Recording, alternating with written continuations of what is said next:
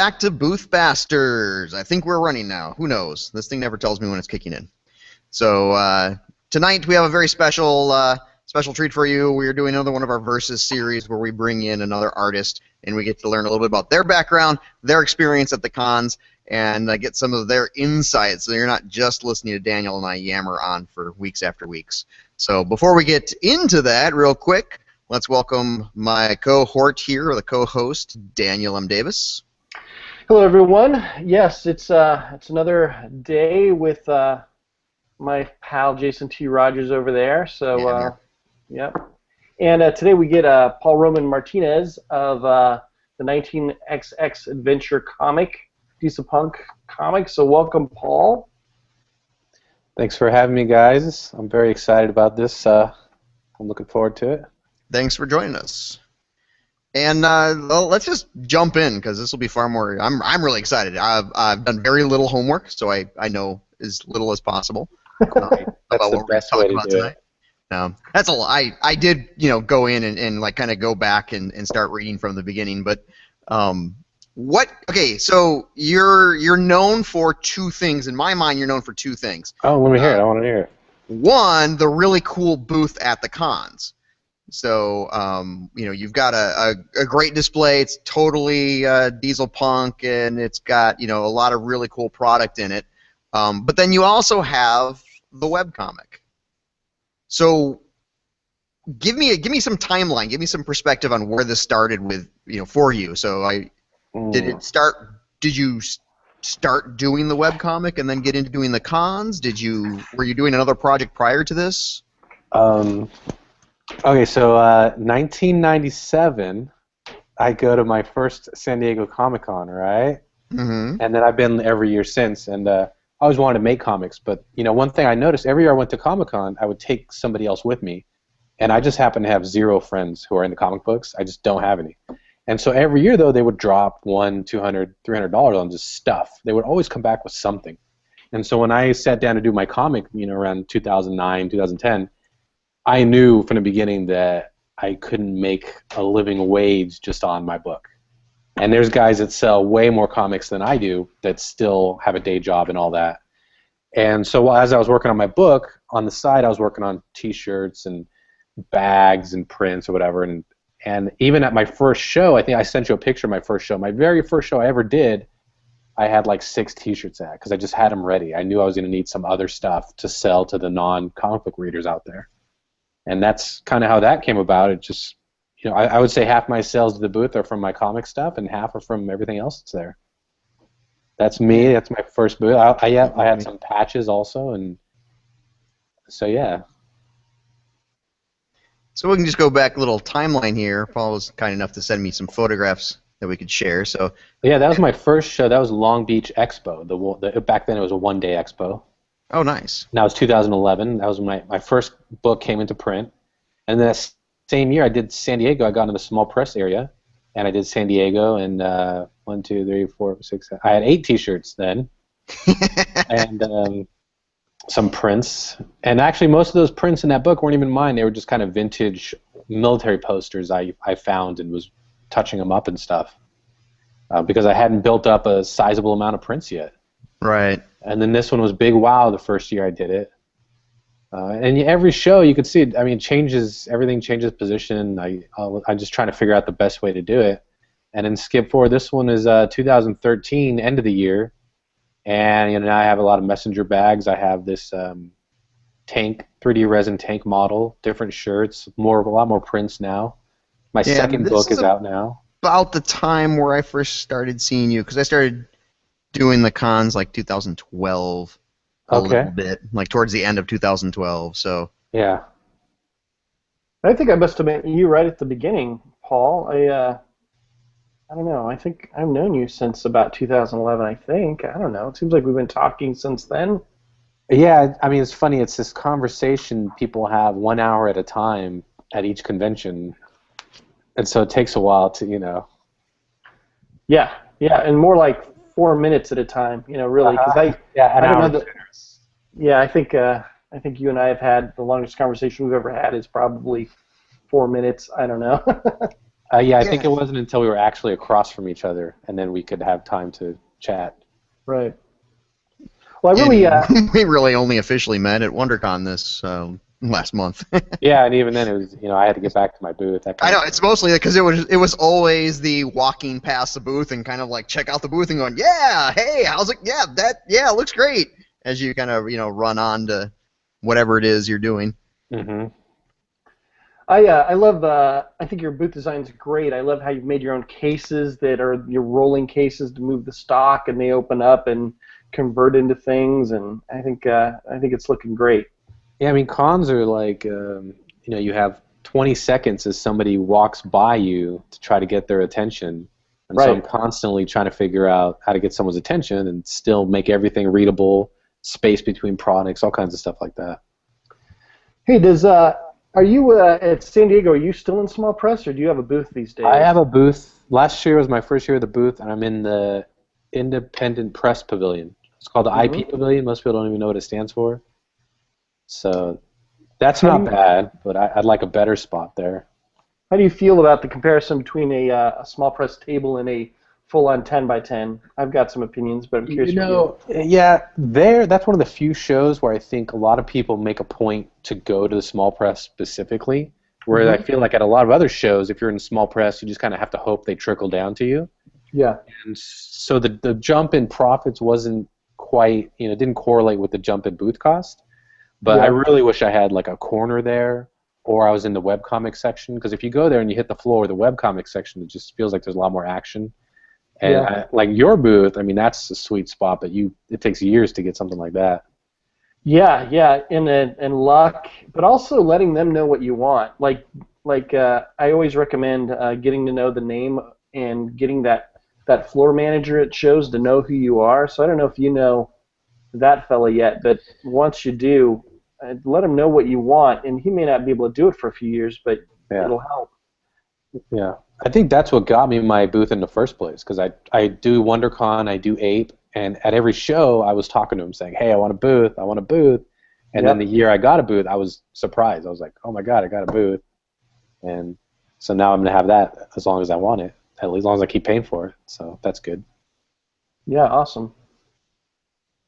Yeah, for us, I found the small press at San Diego was so hard, because with a little table, I don't know, is that an 8-foot or a 6-foot table? Whatever it is. Yeah, I'm not even sure. Yeah. It's small. It's so small that you have like 1.5 steps to get someone's attention. So just the advantage of getting out of there was a good thing. But your landscape on where you are in that con does affect things. So. It does, and it's a challenge displaying enough merchandise to make a decent living in a 6-foot space. Yeah, it's rough. Yeah. So oh, sorry, go ahead. Oh, I was just saying, but I did like their small press compared to other shows' small press sections. Agreed. It's in the center of the floor. Yeah, they give it a lot of attention on the map too, and they drive traffic to it, that kind of thing. So how long has this been your job now, full-time without another job? Full-time, I want to say, time is like a blur, I'm working on this. Middle of last year, or end of 2012, something like that. So about 1.5 years, I'd say. Yeah. Well, first off, congratulations on that. Oh, thanks. Yeah. That's a scary transition to make. I just made that transition this awesome. Past holiday. Yeah, I know. What I tell people is I don't mind that I made the transition. I wish I would have waited 6 more months and had like a little bit more built up in savings, because that first 6 months it was hard. It was like, especially when you hit a lull of, okay, there's not a show this month. Mm-hmm. And but I rode that out, and now it's just a matter of, okay, I've got my sales down, I've got the shows I do. Can I keep profits increasing to pay the bills long term? And that's kind of what it's an experiment. So it's how long can I keep this experiment going? That kind of thing. Well, I think that's that fluid mentality is required, not just in what you're what products you're showing, what you're displaying, but also like in the broader sense of that let's see how far we can take this. How long does it go for? As opposed to this is my this is the only thing I can do, and this is all I've planned for. So I think as artists we have a little bit more of a plastic sense of what a career is, as opposed to a lot of a lot of my friends have I have a career, and if I lose this job, I have to find this job at a different place. Yeah. Well, and I know a lot of artists too that they're like, well, I don't want to do that. I want to be an artist, but I don't want to make that, or I don't want to sell that. And I've kind of never had that attitude. I mean, within reason, yeah. And so I'm always trying new stuff. I'll try a new product, and if it doesn't work, okay, I'll just scratch that. And sometimes it takes me down roads of product that I didn't know I'd be selling 2 years ago. That's like, wow, everybody wants that. All right, I'll sell some more of that. Yeah,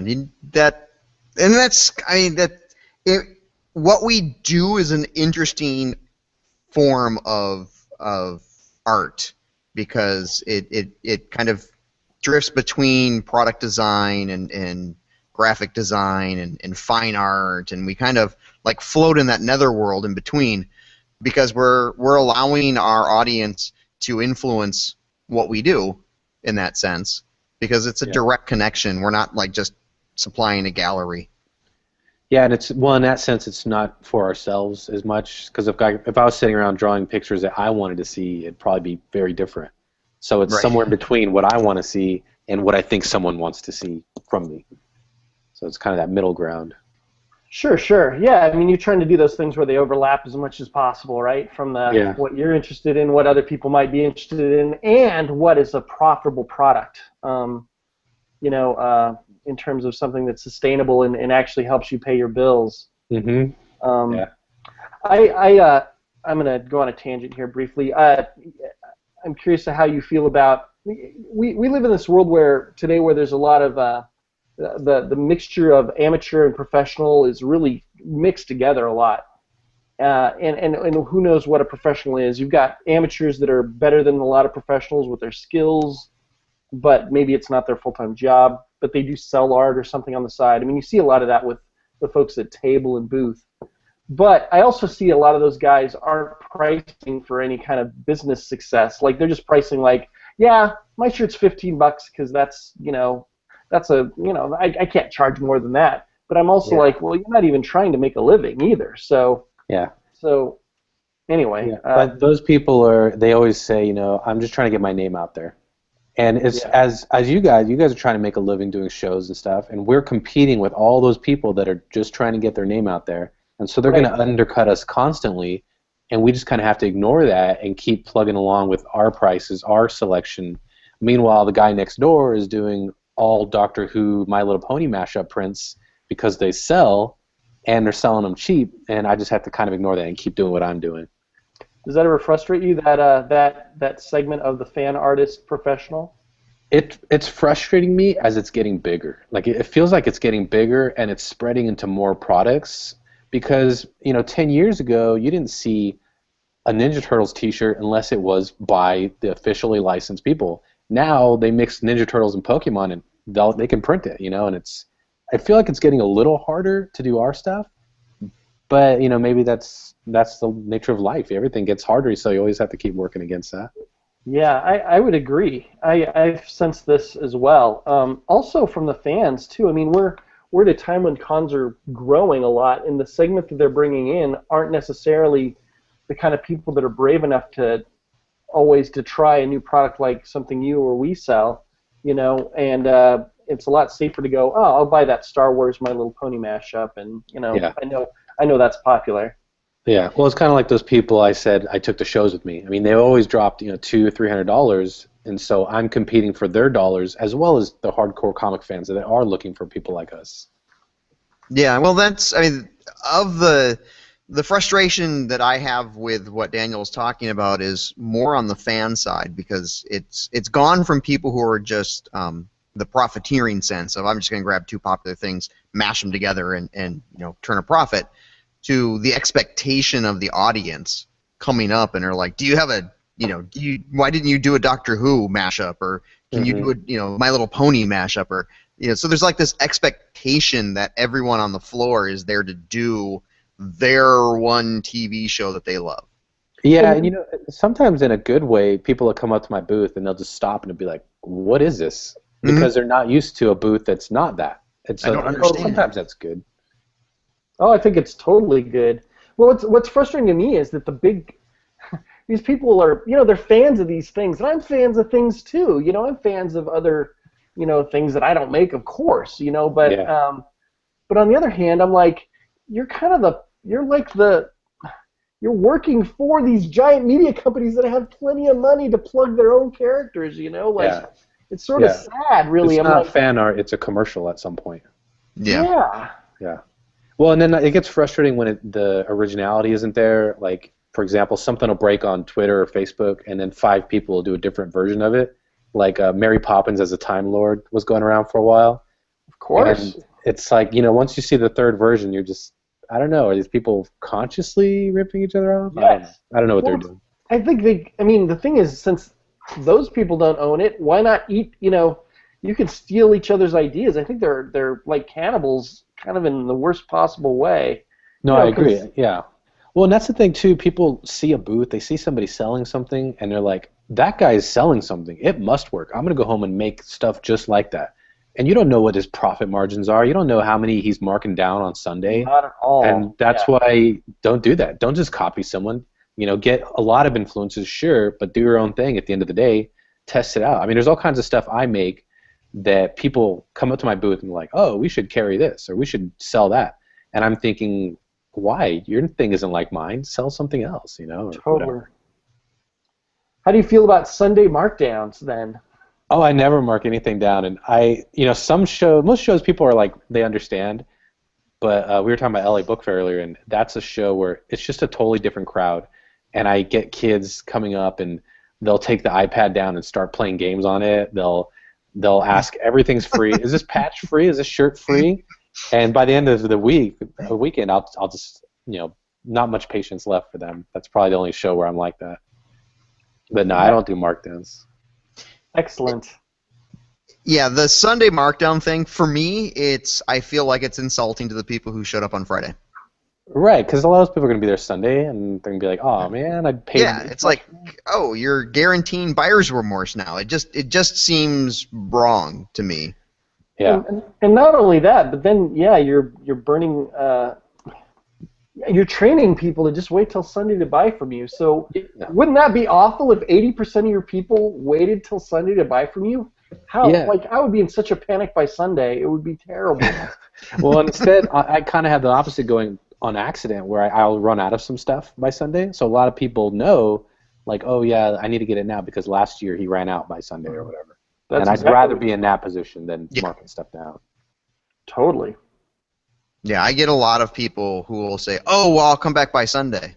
And it's like, all right, but, we won't be here on Sunday. Mm-hmm. Especially with what we're doing, because, I've got to, the design might still be around, but your size will be sold out. Mm-hmm. Yeah.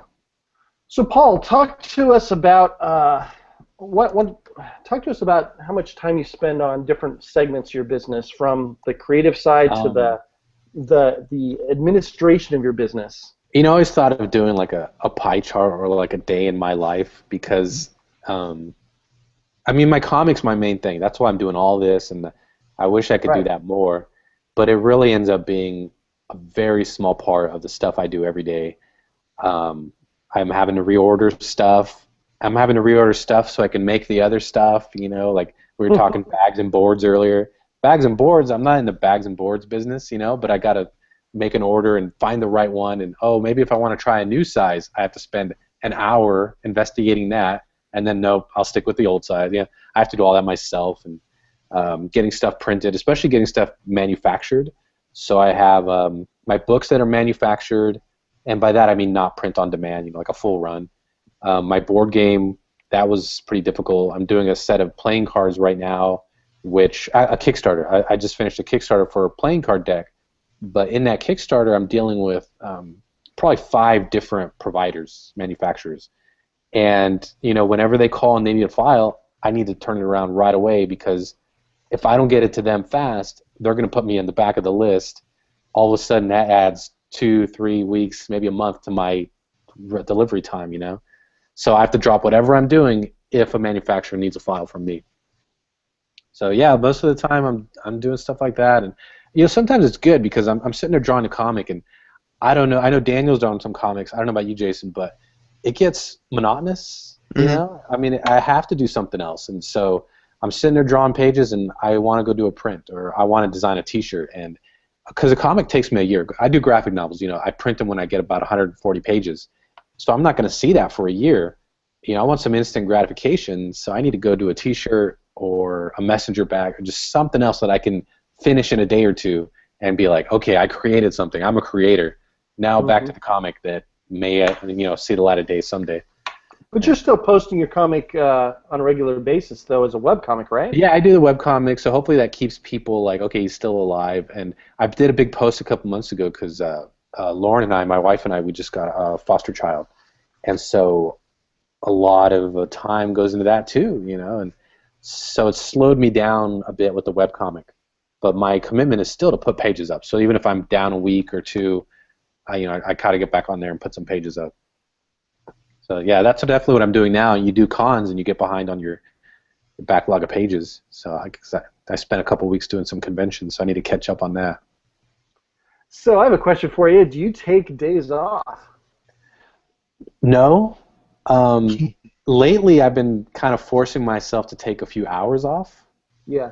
And I'm not talking like an hour to watch a television show. I'm like, okay, half the day I'm going to go see a movie, go to dinner, and just not do any. And even then, I'll still talk about it. I'll be like, "Hey, Lauren, what do you think if I did this?" And she's like, "That'll never work." "You're right, that won't work." Okay, and then back to the movie or whatever.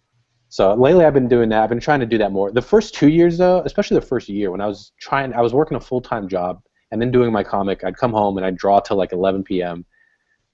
I mean, there were a lot of friends, a lot of family I didn't see. I just did not see for like 2 years. And now I'm starting to kind of ease off the gas a little. And that's why I got behind on my webcomic even. I've never done that. I would never let myself do that. But now I'm like, you know what? I got some priorities. I got to ease up a little bit if I'm going to maintain this long term. But still, there's never a day when something comes up that I can just totally ignore. So I'm always working a little bit.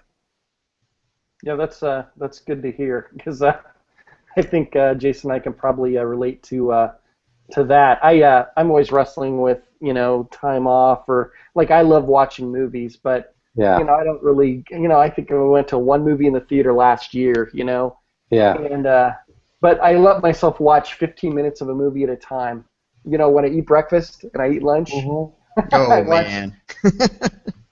Well, I have a pretty good office setup where my TV's just past my computer, so I just put on. The thing I can't do now is I used to love watching Japanese movies with subtitles. Yeah, exactly. I can't do that. No subtitles. Nope, never a subtitle. Our Netflix queue is filled with foreign films. But they don't get watched very often. Yeah, I used to love foreign movies, but yeah. I love watching them, but it's like, now let's put something with English on because I'm going to be here sketching in the sketchbook. Yeah. And I won't be able to keep up with the dialogue. Yeah. Well, it's like this whole beast that is my comic and all that. It's my hobby also because I love doing it. And lately I've been struggling with, okay, do I buy an Xbox One or do I buy a cutter so I can cut out these things I'm printing up, and they're like the same cost. And they're the same level of excitement to me. Oh, this cutter, that's awesome. An Xbox One, that's awesome. So that's the kind of stuff I deal with. Totally relate, dude. Yeah, you're a con artist, brother in arms. They say there's only two ways to make this work, and that's by working really hard, incredibly hard, or being lucky. And I always say the harder I work, the luckier I get. So. Yeah, it's really true. Yeah, having that the equipment obsession is a great motivator for me. Yeah. I love stuff that makes stuff. Mm-hmm. So those are my toys. Those are my obsessions. That's my all that. That replaces the professional sports, the drinking, the all of that is me just wanting another piece of equipment. Well, and I think when you're into the nuts and bolts stuff like we are, you can make more stuff, and we need to be on our level, or else we're outsourcing everything. And when you outsource something, you're paying somebody, and the profit margin just isn't there when you're doing the numbers we are. And it's almost like an artisan approach to comic books. And totally true. Yeah, because I'm producing the same stuff that DC is. I have a board game, I have a figure, I have a book, but I literally did all of it. I did the 3D model for the figure. I play tested the game myself. And so the profit margin just isn't there to have someone else do it. So I need to learn how to do a 3D model. I need to learn how the resin molds work at the Chinese factory and all that stuff. Wow, that's a complicated endeavor. Yeah, but Speaking this of challenge is exciting. Yeah. Oh, absolutely. So speaking of that you're kind of going head to head sometimes with your product offerings with the big comic companies. Yeah. How do you decide on the prices for your products? Because you can't just look at Walmart prices and go, oh, that's how much I'm going to charge. You got to ignore that. Well, because on a certain level, DC, Warner Brothers, and Marvel, Disney, their comics are just an advertisement for the rest of their media empire. And that's why Free Comic Book Day exists, because those companies can afford to give away free comics. I can't afford to give away free comics. And so I just had to completely ignore it. We're traveling in different circles. And it's kind of like, you want to take your family to Olive Garden, which is a certain price, and they're, $1.99 breadsticks or whatever, all you can eat soup and salad. Or do you want to take them to this local restaurant that gets really good reviews, has really good food, but the wait's kind of long, and, it's a choice that people make every day. And they will pay more for stuff that is handmade and has a lot of heart in it. And look, I oversaw this whole project. Every single piece of this, every single page I had a hand in. Whereas, DC, you're lucky to meet somebody. You have to wait in line literally to meet somebody that drew even a small piece of it. And so I think that's what people come and pay for, and that's what they want to see at conventions, the people behind this stuff. Yeah, and I think you bring up a great point, though, is letting them know that story, though. They need to know, that this is something special, that you're the person. Like for us, when we first started doing the giant 10 by 20 booth, people thought we were a store. And that Donna and I were like employees that we come in, we're managers of the store, and Right. And I'm like, no, man, it's not like that at all. And did you have a store? I'm like, no, we don't have a store. Are you crazy? Mm-hmm. This is the store. We have a store, for 48 days a year. And Can we take the factory tour? Yeah, here it is. Yeah, you're at the store. No, I agree. I mean, seeing the Steam Crow booth, Daniel, I remember seeing that booth at San Diego before I started mine. Mm-hmm. And it was one, I would say Steam Crow and Ben Walker. You remember Ben Walker? Oh, there were a few booths that stood out, and okay, these guys are doing it right. And then Jason's stuff, it's so well made. Yeah, I think it's hard to believe that one person did that. Or, you and your wife or whatever, because my wife helps me out a lot too. And people walk up, and it's hard to say, look, I did every single piece of this without sounding like an egomaniac or something. Right. I know. But it's true, and people kind of have to ask 3 times, who did the book? I did. Who did the prints? Well, I did. Who did the, and it's well, I did everything here. And yeah. But that's what we're trying to do, right? Visually, we're trying to present ourselves like we have a whole concept. And part of that concept is presenting ourselves like a professional endeavor, and so it's it's almost the catch-22. I do things. There's a number of things that I do intentionally make them look handmade. There's a number of things where I'll get somebody come by and go, if you just do this, this, and this, it'll look, it'll work a lot better. And I'm like, I don't tell them, but I'm like, no, I want that sign just to be a little bit crappy because. I want it to look like somebody handmade that, or it was it was done in house. We don't have these made and then shipped to every convention, and there's a booth at every show. Yeah, I think a good example of that is it the Lion Forge Comics? I don't know if you guys have seen them. They started doing some cons, and you look at their booth, and it's okay, there's probably a 5-guy crew that are the CEOs, whatever. They hire all this staff. They have all these lights and music, and they got Mr. Belding to come sit and do handshakes and stuff. And I just have to make sure my booth doesn't look like theirs. And It's not a quality thing. It's just okay, that's a company booth. Mine is I made it all myself booth. And there's a difference. When you sit and you just stare at both of them, you can tell the difference. Yeah.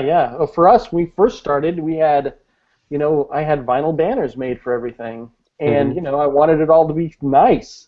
But it turned out to be too slick, and it's kind of the solution that everybody took, so... The commercial look. Yeah, we kind of backed away from that and started making crazy dioramas, which was also a failure, but it was still interesting. It was, kind of at least, trying to tell that story that this is, this is something different, special, or whatever, unique, or handmade, or crafted, or, all that, so... See, I'm glad you said that didn't work because you said dioramas. I was like, dioramas? Should I be doing that? I don't know. So I'm glad you quickly said that didn't work. Be careful if you listen to Daniel too much. Yeah, I know. You end up spending a week making giant hanging letters. Oh, I've made things for sure that it's like, I love this. It didn't do anything, and I got to move on. Yeah, I don't know. Well, what's funny is you've got to be so careful about how you balance of what it is, because like when our booth was a factory smokestack that had a rotating gear and shit, it was great, except that people were like, you should make those and sell them. You should make booths. Well, that's cool, but I'm not in the business of making booths, so I had to kind of back away from that. Yeah. But I imagine, Jason, I think we've had that conversation. You get asked that, I think, sometimes, because your booth is I love your booth. Oh, thank you. Anyway. Yes, I get asked that. I've had family members suggest, oh, you should go into business making these, and it's like, does it look like I live in a wood shop? It's like I made this with hand tools, all of the wrong techniques, and at the risk of my own life. But yeah, I like your booth too. I mean, you capture the vibe, and it's cohesive, and it's different. That's the thing. It's not just another knockoff booth or whatever. And there's a lot of those out there. But it's I mean, for me, it's this like fantasy that at some point that will be the dominant expression at a convention. That the theater of a con will suddenly mature to the point where there'll be enough of these handcrafted, hand-designed artists who display their work in the same way that they create their work. I want best booth to be a category at the Eisners. That would be nice. Except I guess Warner Brothers would win with their water tower or whatever. No, that's the other reality. No, they just need to break it into two, like biggest video screen and then best booth. Yeah. There you go. I think that's all we need. Mm-hmm. I mean, that's one of the things that we're kind of hoping to encourage with what we're doing with the podcast and stuff. Yeah. Is this idea that that a lot of the conventions kind of compartmentalize the exhibitors, right? So they've got like, here's the webcomic area, here's the here's the small press, here's the major publishers, this will be the media companies. But this idea that these exhibitors who are actually putting effort in design and creating the theater, the creativity at the con, are kind of lost in the middle. Yeah. It's like what I'm doing is not the same, is not the same product as what you're doing, and it's not the same product as what Daniel's doing. Yeah. But the creativity that we bring, there's a lot of similarities to what we're doing and what inspires us. Yeah, I like that you said product, because I was thinking about it, and for people coming up and they want to do a booth at a convention, I think they need to approach it kind of the way I did. And if you think of someone making a new candy bar or a new box of cereal, they'll go to an aisle, they'll take a picture of this aisle, and they'll put their product on there in Photoshop or whatever. And you don't want someone that looks like that. You want something that looks different so it stands out. And so, like I mentioned earlier, people coming by my booth and they're like, oh, that's cool. That's a good idea. We should do that at our booth. And I hear those little whispers and I think, why? Why do that? Go do your own thing. Yeah, look at this for inspiration, but then look at your booth next to mine and make sure it looks totally different so that people will differentiate between the two. And, part of me building up my cons, I build up my cons every year. I try to redesign it a little bit, and I build them up in SketchUp. I sent you that picture of the design or whatever. Pull that up for. And I don't know many other people that do that. And for me, it's like so necessary, because when you get to a con, it's kind of too late. You're already there. You're in the process of selling. You can come up with some ideas and stuff like that, but you're not going to be able to build a new display or anything on the fly, or it's not going to look up to par. Yeah, and if you're going to knock somebody off, you're competing with them head to head. Yeah. In that sense. That picture you have there is for Emerald City. It's a 2-booth setup, and so I build it out in SketchUp, and I even have the tables to scale, 2 8-foot tables. I have my print books to scale. Everything's to scale, so I know what I have room for. And I get there, and I usually end up with more room than I thought, rather than less. Nice. Yeah, I do a floor plan in CorelDRAW a lot of times. So I kind of have, I've done enough times where I've got, a 2-dimensional, but I've got a layout of what my Ravelli feet, the Ravelli stand, how that's going to be set up, and how much space is in there, so how many hanging shelves I can have and at what angles. So I have an idea of what is going in. And I engineered my booth to be set up for either a 10-foot inline or a corner. We did Gen Con last year, and we were upgraded to a 20 end cap for last year. So we, kind of like, okay, this is what I have. I have to figure out how to pad it out so that it works. We score one more table, we can build it like this. So I think that makes a huge difference previs. Yeah. I love that you did that. I think that's the difference between people who are just going to get their name out there or people that could make a living doing conventions. Right. It is how much effort do you put in your booth, not just your comic or whatever you're selling, but your booth, because it is your store. For, if you do 13 shows a year, then that's your store for those 13 shows. Yeah, and in that sense, it's the same thing. I mean, it's kind of going back on itself, but it's the real world website. Like, you don't just knock off somebody else's website for your comic book. Why would you knock off somebody else's booth for your? Yeah, especially though at a convention where they're going to be right next to each other. Yeah. And then you end up with a lot of booths that look exactly the same because they all went and got the same backdrop. It's different because it's whatever character they're doing, but it's not different enough, I don't think. Yeah, we have. I was going to say we have a question that just popped up. Awesome. So Ludicon100 is asking, knowing what you know now, is there anything you'd do differently if you were just starting out? Also, how hard is it to find a good booth assistant these days? Let's see. Just starting out, let me think. I don't know, because you learn so much along the way, and I had sent you some pictures 3 cons in a row, just to show you like kind of how different the booth was, even 3 cons in a row, and even from Friday to Sunday at cons, I'll be moving stuff around. I'll be like, that doesn't look right. That doesn't look right.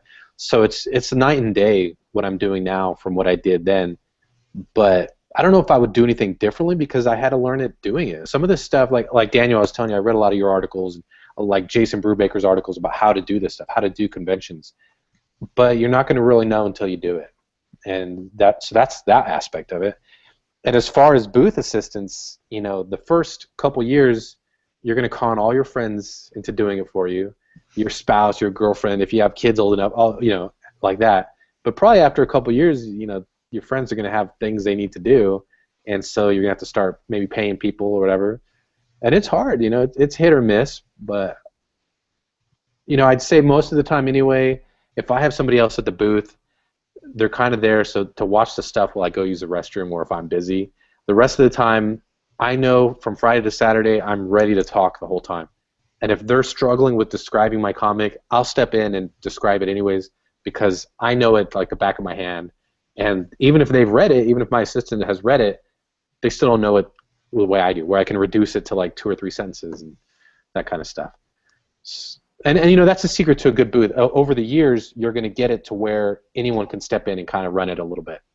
Kind of automate it, get everything organized. At least that's my goal.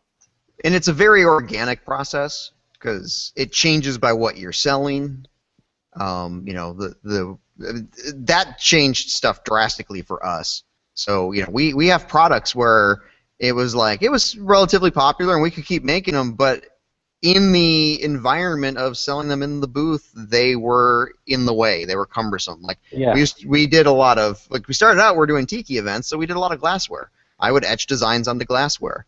That sounds terrible to me. I see some broken glasses. And we never really broke that many glasses, but when they did, yes, that becomes one broke in the box or a customer broke his glass and came back to complain or it's that kind of a thing where you're like, okay, this is kind of, but it's the we sold the glass. All right, now I have to spend 3 minutes wrapping this glass in bubble wrap. Where's the bubble wrap at? We don't have a bubble wrap station. It's like that kind of a thing where you're like, I'm not making that much money on the glasses. They were just sort of to fill out a product sampling, and so it's like I had to go.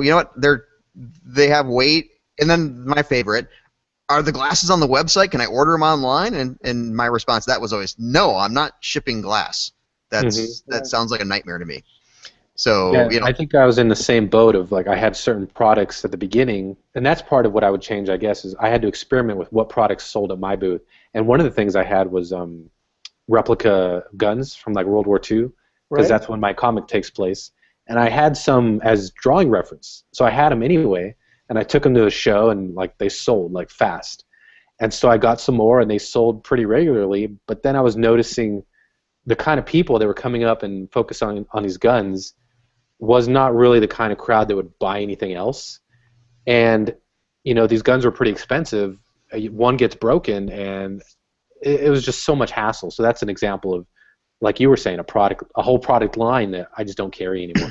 And people still come up and ask me for them because I had like Tommy guns and all kinds of machine guns and stuff, and I just don't even deal with that anymore. Yeah, I remember seeing those I think the first time I saw your booth, you had the They're very eye-catching. They were awesome, but oh yeah, it was like, wow, okay, he's selling some really, you know, classic weapons there. And what's just funny, because that's why in my mind in the early days it was like, oh, he sells replica guns. Like, it's like that was the thing I saw. Right. And then the next time I started seeing more of the graphic, like that was what I saw visually.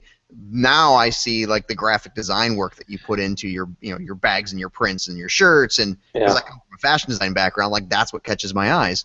Well, like you said, it was pretty organic. Where at the beginning I only had one book and I had like 2 prints, and now I have 2 books and, you know, tons of prints. So I need to make room for that, and there's less room for other people's stuff that they make. Even if I'm getting a good deal on it and selling it, there's just not room for it. So that's out. I'll jump in here really quick in terms of maybe what I would do different. We started the first year we published our first book and then started, right? And so we had all these books to sell. And that first year we did 3 shows, and really glad that we did 3 shows because we learned so much from those shows. And I have a lot of friends that are locals that just do 1 show a year, and I see that their development is kind of slowed down. So when I did 3 shows in 1 year, it's like I got a 3-year head start on them. So not that I would add a lot of shows, but if I could go back in time, I would probably add a few more just to speed up my learning process. Because I agree. Yeah. So much. I think I did 10 shows my first year. Wow. So the beginning of the year till the end of the year, I learned a lot. Yeah, you jumped right in. I was the same as Daniel. I started out because I had 2 other real, like full-time jobs. I was a full-time teacher, and I had published textbooks, and so I was just doing 1 show in the summer just as kicks, and it wasn't my, it wasn't a business. It was just creating stuff for the sake of being a creator, and that is something I probably would change if I were to go back those that far back, to be able to go, no, from the beginning, let's really follow through on this and do it more than once a year, and I would have learned so much faster. My booth would have developed so much faster. Yeah. Because every show I change it. Every show there's something new I'm developing for the layout, for the design, for the booth. And now that we're doing 10 shows this year, it's like it's happening much quicker. Mm-hmm. Yeah. I agree. I think for us, some of the things that we did wrong that first year or 2 were kind of branding mistakes. Year 1 we had our first book. Year 2 we had the second book, Clawberry. So we redid our branding at shows as Clawberry. Like, we were like, let's show off our new thing. So I made a whole big Clawberry banner and pretty much made it impossible for anyone that was looking for Steam Crow to find Steam Crow, again that year. And that was a terrible mistake. The other was that I think mistakes are good, though. I mean, don't make critical mistakes, but like, you learn from these journeys, and it teaches you some lessons that are painful, and yet they stick with you because of that pain.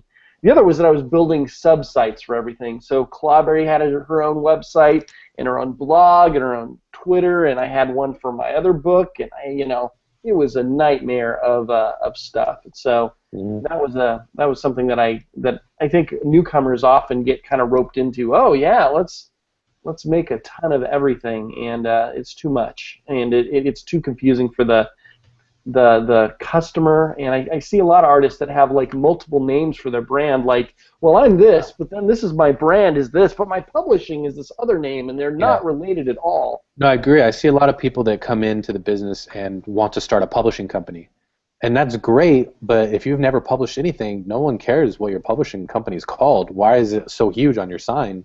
And I think from the beginning, that's why the name of my booth has always been the name of my comic, because I know at least that's something I can hang my hat on a couple years from now or something, and people will recognize. Yeah.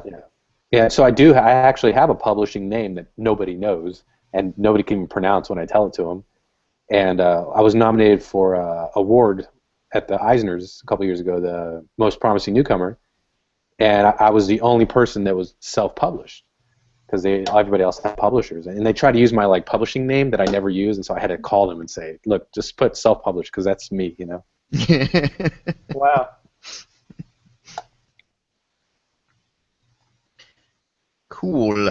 Well, we are coming up on our 45-minute mark here, so let's shift our focus towards the future. What's your 2014 schedule look like for you, Paul? 24. So this year. This year. I was going to do the check. That's okay. Yeah. While I was saying, I had to double check in my head. Yeah. Is that the year it is? Well, it's weird because I'm always. Well, first of all, my comic is period based, so I'm knee deep in 1936 right now, and I'm pushing the book that I made last year, and I'm drawing the book that's going to come out next year, and so what year it is, what day it is, yeah, I don't know.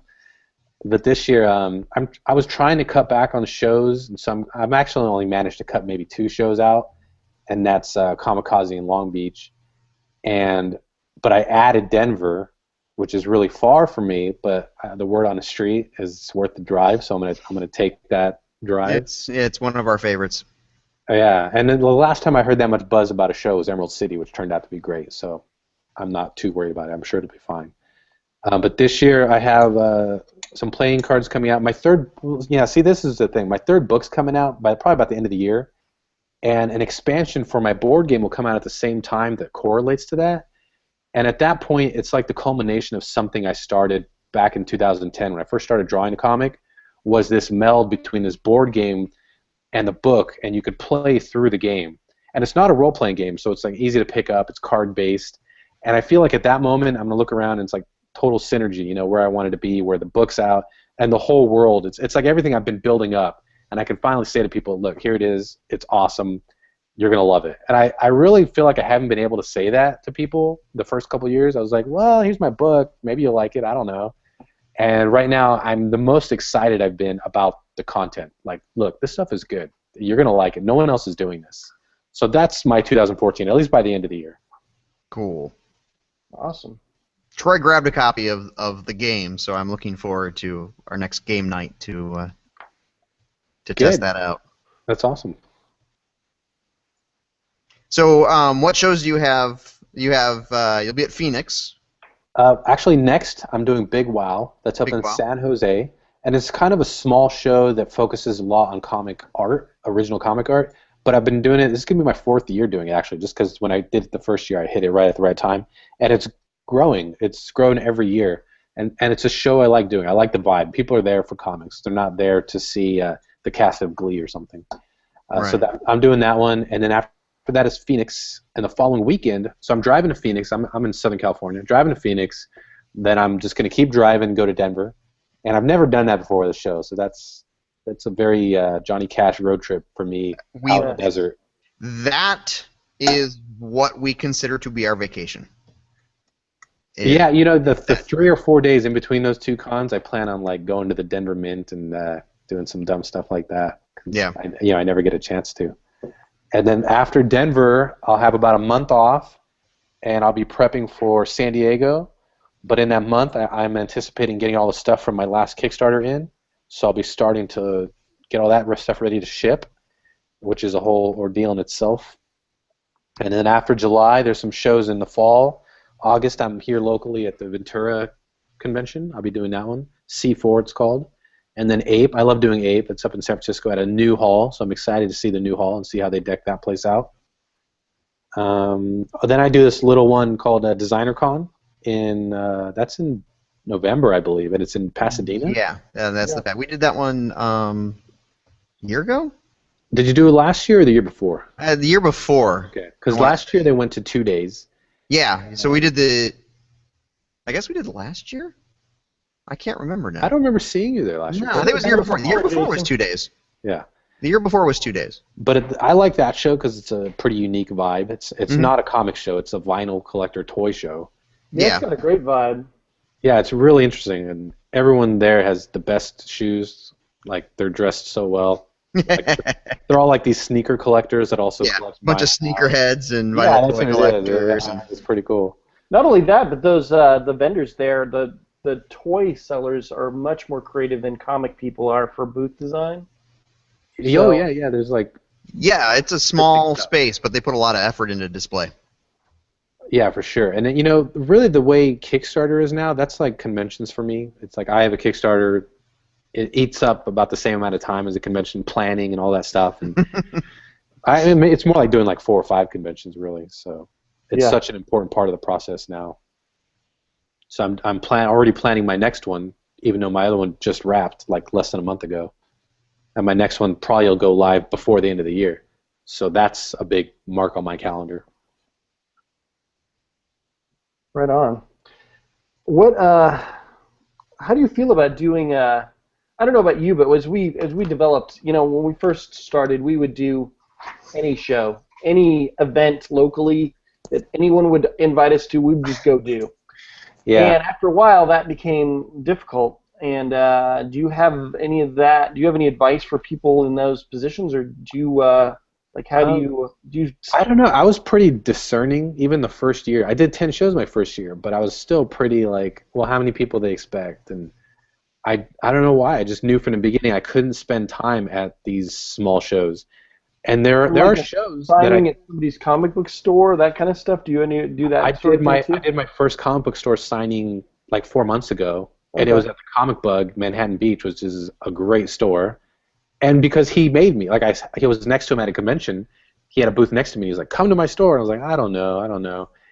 And I'm always skeptical. I'm very skeptical that any of this stuff's going to make money. So there's like a very high threshold for me to go do it. Sure.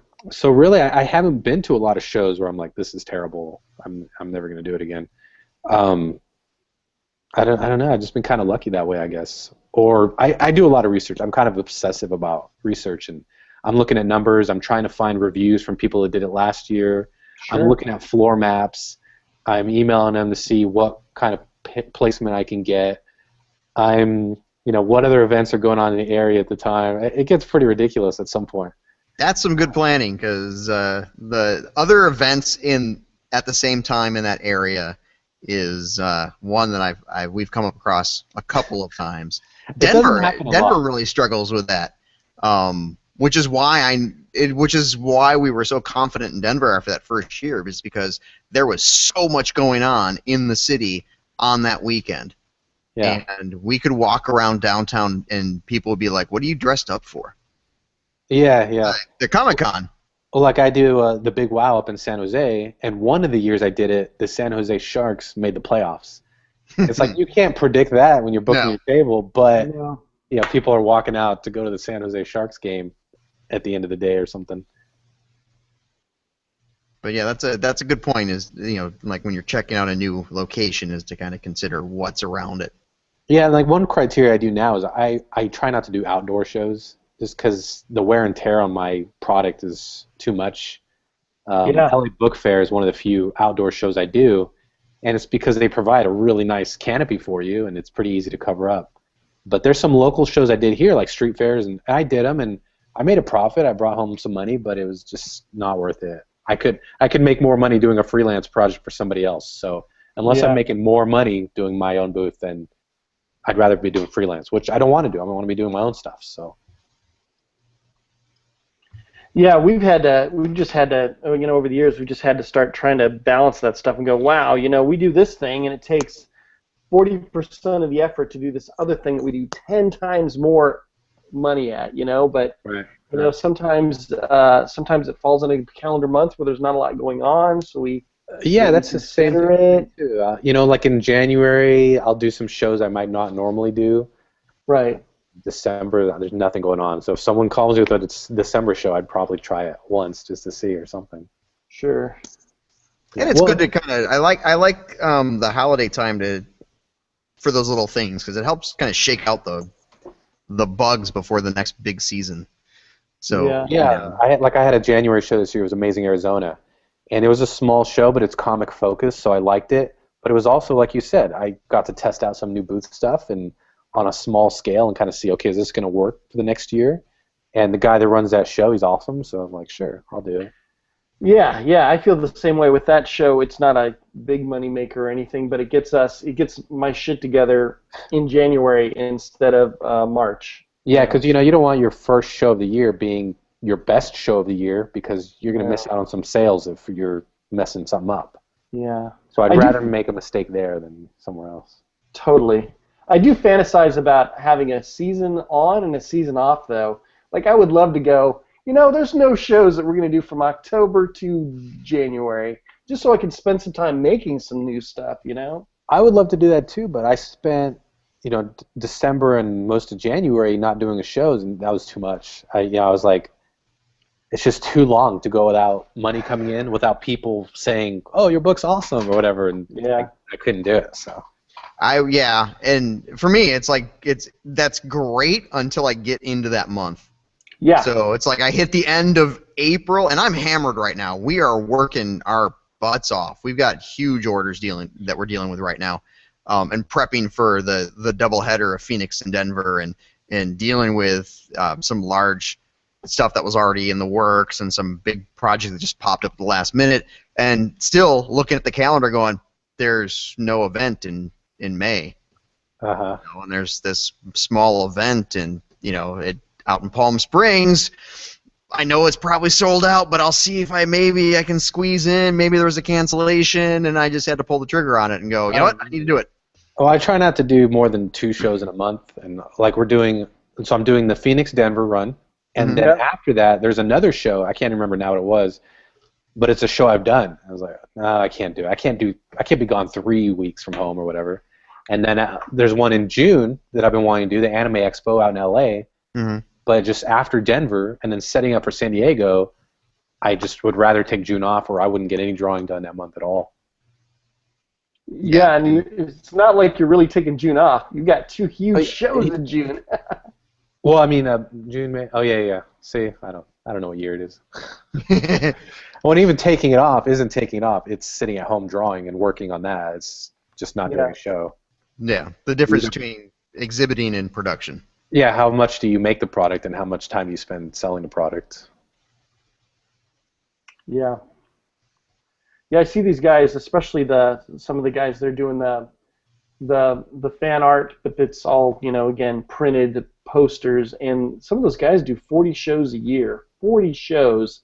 And I'm like, well, they're not really having to make new product, really. They're just hitting. Well, they don't have to explain it either, because people already come up and they know who it is, and you can pass that off to like a lackey, some friend of yours, because they don't have to explain anything.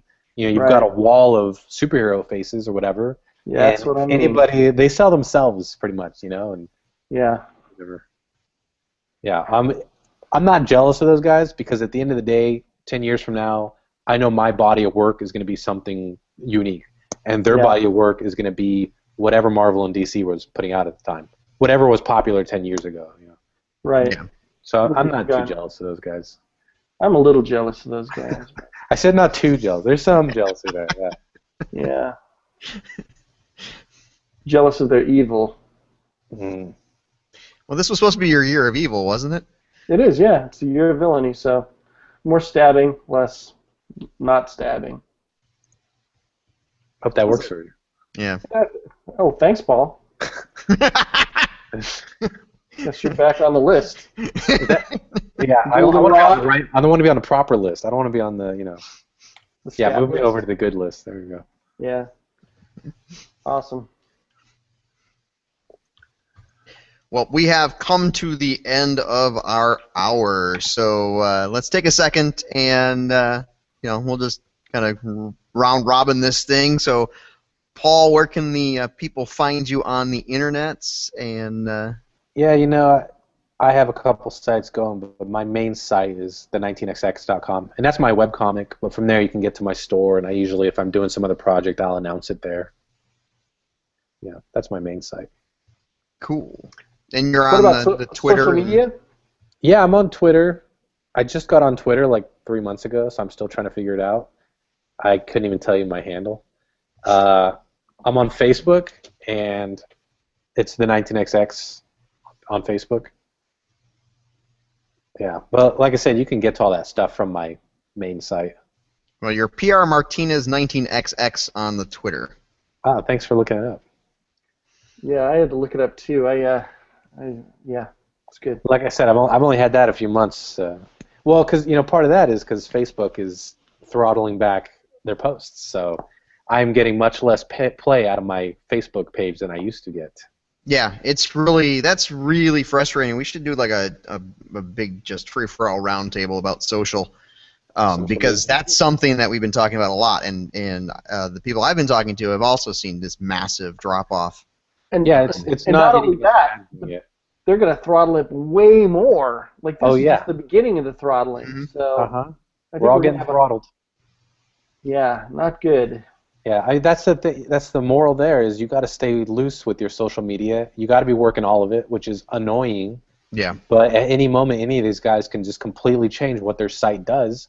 And if it's 100% of your marketing, then you're done. You're going to go dark. Cool. Daniel, where can the people find you on the interwebs? Well, speaking of going dark, you can find us at steamcrow.com, Steamcrow on Twitter, Steamcrow and Steamcrew on Facebook, and look for Daniel M. Davis Steamcrow on Google+. And also Instagram and all that stuff, as Paul just pointed out. I'm trying to be on a lot of these just in case one is wonderful. Mm-hmm. And Jason T. Rodgers, Jason the Rodgers, where are you found on the interwebs? Of course, you can find me at fezdrama.com, on the Twitter as Fezmonger, and we're on Facebook, we're on Google Plus as Fezdrama, and also under my name, and as well as Booth Bastards is also on Google Plus. So that pretty much covers it. We're on the Instagram, we're on a number of different things, and yeah, like you said, you kind of have to shotgun it and hope for the best. I'm seeing a drop-off kind of across the board. Partly because of the throttling. I mean, I definitely see the throttling effect on Facebook, but also as more and more people are kind of hitting all of these social networks, the noise is becoming greater and greater. So even on Twitter, it's like there's more stuff going on Twitter, but there's less traction on Twitter. Yeah. And I've talked to other people about that as well. And we've yet to see a solution for it. Solutions. Hey, Paul, thanks so much for being on the show. We're glad to have you, and we'll hopefully have you again on one of our roundtables coming up. I'd be glad to be back for one of those. I had a good time. Cool. Yeah, we'll definitely plan to do one of those before the Phoenix and Denver doubleheader, because that'll be that's an epic couple of weeks for anyone to hit the road. And we won't all be making it back from those two cons. No. Yeah. No, we'll be leaving men behind. That's right. It's a mission. It's mission critical. So everyone for themselves. 3 of us will die. Yeah. Wait a minute. I think we're just like 3 drinks away from a TV pitch here. Let's do a reality show. Yep. So thank you very much, Paul, for being on the show, and I want to thank everyone who tunes in to watch the podcast. And thanks for our question tonight. And remember, if you do watch these, if you're watching live, we try to record Thursday nights. Obviously, if we're loading in for a con, that gets a little spotty. But we will be back next Thursday night, and we do try to have the Q&A running live, which you can get to either on the Google Plus page or through the YouTube link if you tune in 7 p.m. Pacific time, because I know what my clock says. I don't know what time it is for Daniel. It's about 100. 100? Okay. 100. Something with an E after it, I believe. Mm-hmm. So, again, thank you all for joining us tonight. If you have comments or questions or whatever, leave them in the comment section below, and hopefully we will see you next time. Thanks again, guys. Thank you.